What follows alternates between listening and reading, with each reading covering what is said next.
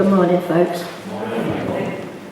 If I was to give this word a title, it will be stories. And I think you'll glean that as we go through. But we're continuing with our series on encountering Jesus. And today we're going to highlight a lady who has no name, but is known to us because of the situation she's in. A situation that has caused her to suffer so much in so many ways. In one of the commentaries that I looked at, I read this.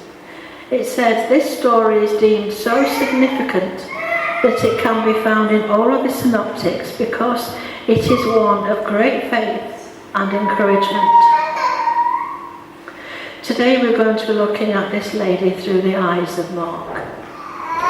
From Mark chapter 5. Jesus was about to go to the home of Jairus to heal his little girl. But before he could get there, Our Lady comes in on the scene. And we pick up the reading at verse 24a. So Jesus went with him. A large crowd followed and pressed around him. And a woman who had been the subject of bleeding for 12 years. She suffered a great deal under the care of many doctors and had spent all she had. Yet instead of getting better, she grew worse. When she heard about Jesus, she came up behind him in the crowd and touched his cloak, because she thought, if I just touch his clothes, I will be healed. Immediately the bleeding stopped and she felt her body that she was freed from her suffering. At once Jesus realized that power had gone out from him. He turned around in the crowd and asked, who touched my clothes? You see the people crowding around you, the disciples said, and yet you can ask, who touched me? But Jesus kept looking round to see who had done it. And then the woman, knowing what had happened to her, she came and fell at his feet with trembling and fear and told him the whole truth. He said to her, daughter, your faith has healed you. Go in peace and be freed from your suffering. So Mark brings this story to us as a part of Jesus' healing ministry. A ministry that brings healing and wholeness to so many, including Our Lady. Mark brings to us the facts of Our Lady's condition and explains the healing miracle of Jesus. But having been pondering and meditating over Our Lady for quite some time, I can't get beyond the thought that there is a story behind the story. A story of how and why she went there. It's as if she's saying to me, I have a testimony, I want to share it.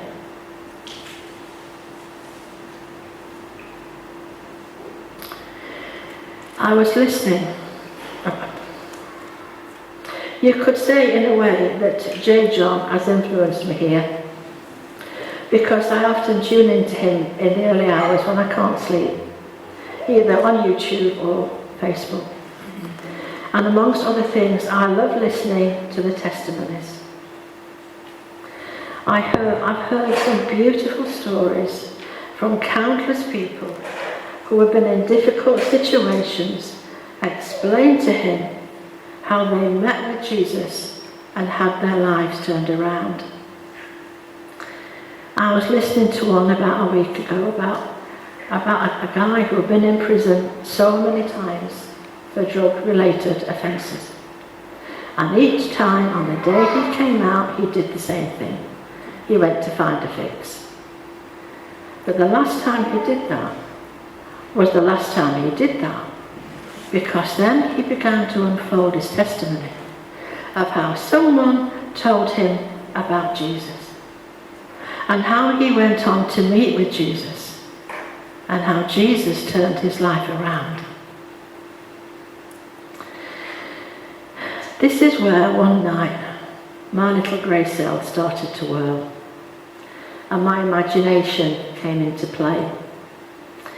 Because Our Lady has a story to tell. And I began to wonder, if J. John could interview her, how would she tell her story? How would she encourage others by her story? Now these thoughts wouldn't leave me alone. So if you forgive a little bit of poetic license, I believe her story would go something like this. After exchanging pleasantries with J. John, he would then say something like, "Now you met with Jesus after making some courageous moves. What led you to do this?" She would then begin to tell him how, through Levitical law, she was unclean, and what the consequences of this were. It was usually for around 7 days, but in her case, it went on and on for 12 years. Throughout this time, in her state of being unclean, she wasn't allowed to touch anything or anyone. And if she did, they too would be rendered unclean and would have to go through the cleansing as laid down by the law, and she herself would no doubt be punished. But then she would go on to say,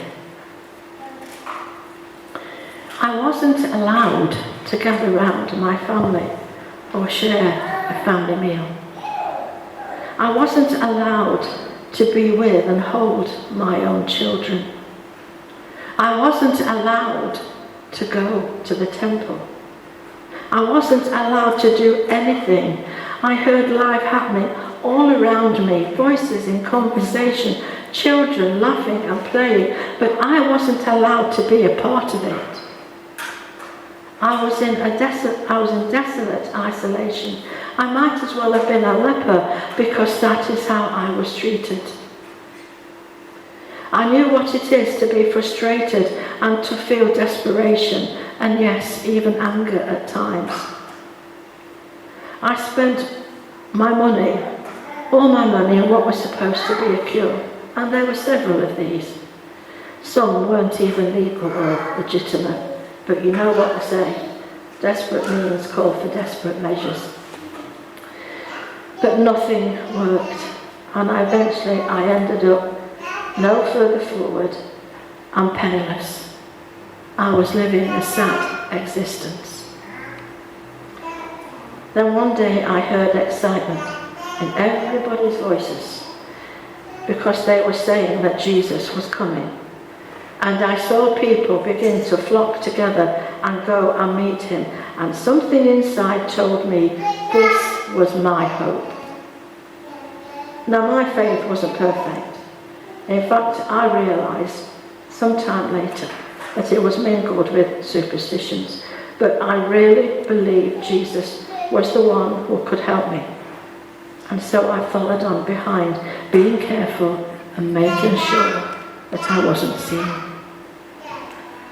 The crowds that gathered were huge, to the point of being suffocating, but I crept behind. I knew this was a huge risk. I knew if I was found out I would be punished, but then I had nothing to lose. But I had everything to gain. My intention all along was not to touch Jesus, just to touch his cloak.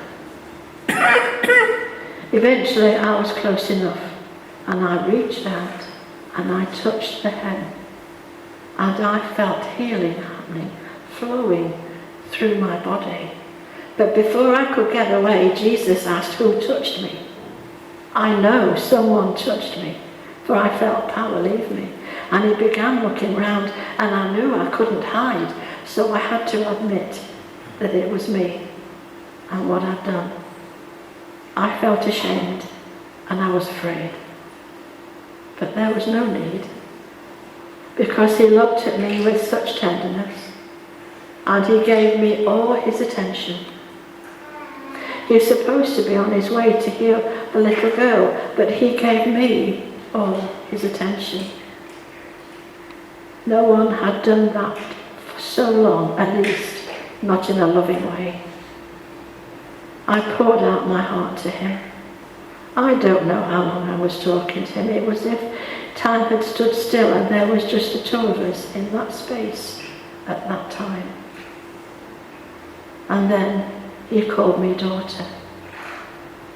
I had been invisible for so long in society.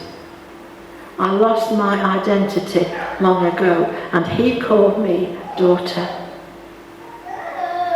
In that moment, and with that word, he gave me back everything I had lost and more.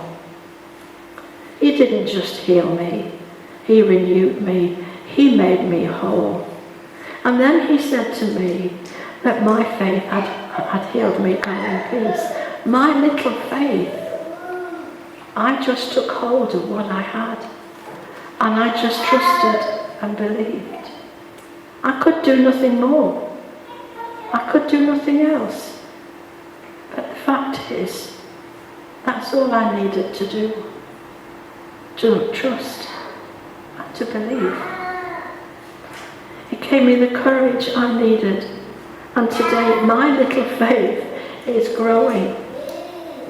Today, it allows me to walk in his love and his peace. Today, I truly have a new life in Christ Jesus. Poetic license aside, just with the facts. This is such a moving story. In the beginning, when we first meet her, we feel sorry for her because of what she's had to go through and what she's had to suffer. But by the end of it, we're rejoicing with her because of her healing. We are rejoicing over her because of the determination she had was immense. Her story is one of faith and courage. A story where determination was spawned from desperation. It's a story where encouragement weaves its threads all the way through. And it's a story that I felt needed to be told. When I listen to J. John, the common denominator to all the encouraging stories that I've listened to is, and then I heard about Jesus. Then somebody told me about Jesus. And then I met with Jesus and my life was just turned around. Just like the guy I was listening to at the beginning of last week. Someone told him about Jesus. And that was day one of a new life in Christ Jesus. All these people I have listened to are only too happy to share their stories, to let other people know what God has done for them and what he can do for others. Then I have this song going around my head. Now I'm going to age myself here, but I'm sorry for that. Linda, you might know it. It's called... Yeah, we are. Yeah, she catches me up soon. It's called It Is No Secret. It is no secret what God can do. What he's done for others, he'll do for you. With arms wide open, he'll cherish you. It is no secret what God can do. It isn't a secret. It's just, well, shall we say that some of us are better at sharing than others. On the evangelism course that we've just finished, as Brian said, he headed up our discussions, and the subject that seemed to be coming up was our story and how to share it. And it was mentioned on more than one occasion, I do believe, that sometimes we can be a little bit inept at doing this. One of the reasons being we don't think we've got one. But then Brian pointed out to us on every occasion, we all have stories to tell. stories to give courage and to encourage, and stories that will sow seeds. Just because our story isn't as dramatic as the two I've mentioned here, doesn't mean to say they're of no worth. Very often our story is part of our everyday life, because in our everyday, when situations get beyond our control, all we have to do is what the lady did. Reach out to Jesus. But you know, many of us do that automatically.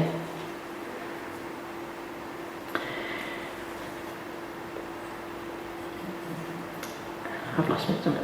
Many of us would do that automatically anyway. But then, as Brian pointed out, which was quite right, we generally only share within the friendships of our church family. It's as if the walls become a barrier. We already know how to meet with Jesus in our difficult situations. We know we can encounter him. We know how to reach him. We know he will give us his undivided attention. We know he will call us sons and daughters. But there are many out there that live beyond these walls that don't have a clue. And they could be so easily overwhelmed by this information as Our Lady was. There could also easily be so many people who fall into the categories of Our Lady and the drug addict, who are just waiting for that word, Jesus. A word that will bring peace and love and joy and belonging. A word that will turn their lives around. John 10 verse 10 says, I have come to you that you may have life and have it abundantly. I remember well the first time I noticed this verse. It was attached to a photo in the Leprosy Mission magazine of an elderly Indian gentleman who had the most amazing beaming smile, even though he had suffered the ravages of leprosy. He was badly disfigured. He only had a stump for one hand and had lost fingers on the other. He wore special sandals on his feet to protect them because he'd lost all feeling in them, and also because he'd lost some toes and they gave him balance. He was found slumped by the roadside and taken to the mission hospital, where he was lovingly nursed and cared for. And it was in that hospital where he first heard about Jesus. And over a period of time he began to join in with morning prayers and evening prayers with the hymn singing. And then, when he had been nursed back to health, he was able to return back to his village. But he didn't return alone. He took Jesus with him.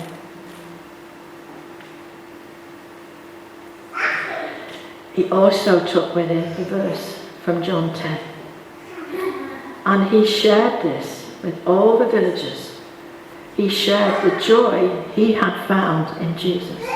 And he told them how Jesus' joy could also be theirs. An amazing gentleman.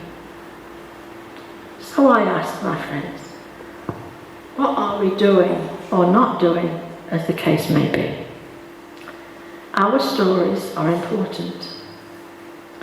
How can people encounter all that Jesus has to offer if we don't share? We will never know how many lives were turned around by Our Lady. But surely one of the points coming through to us from this Encountering series is for us to be encouraged by what we hear and in the words of Jesus. And then, as Jesus said, go and do likewise. This, my friends, is what we need to do. And as I was putting this together, I become very, very much aware that there are people within our church family who, as Tim mentioned, who are absolutely gifted in this, of sharing Jesus. at the present time really need our prayers. You know I'm talking about June and Paul, and you know I'm talking about John and Jackie. They are beautiful people who do nothing else all day, every day, but to share Jesus. And I do ask, personally ask, that we do remember them in our prayers. And I do ask, personally ask, that we can be empowered by the Spirit to share Jesus beyond those walls and bring his love, his joy, his peace, his life to so many more. Amen.